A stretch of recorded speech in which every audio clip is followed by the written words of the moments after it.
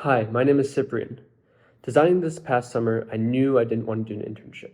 So I asked myself the question, if I could do anything, what would I want to do? I knew I wanted to see cities that interested me from a design point of view, and I wanted to see my friends. So I cross-referenced the two, and this is what I got. Every city I went to, I asked the question, if this city could teach a masterclass in something, what would it be? Although the project organically took its own shape in being more of an urban identity study, I got to see cities from a lens of systems design and urban planning that I wish everyone could see.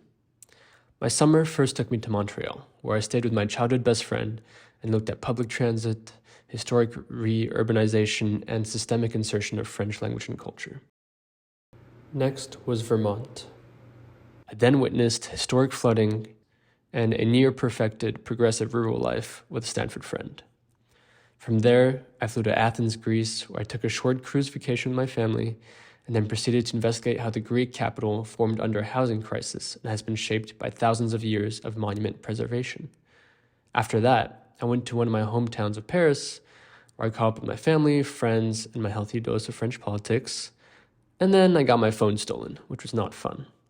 I continued on to Vienna, which was ranked the best city to live in the world, a place where everything just seems to work and is super safe and generally affordable, but it kind of has a dark lesson to teach late-stage capitalist cities.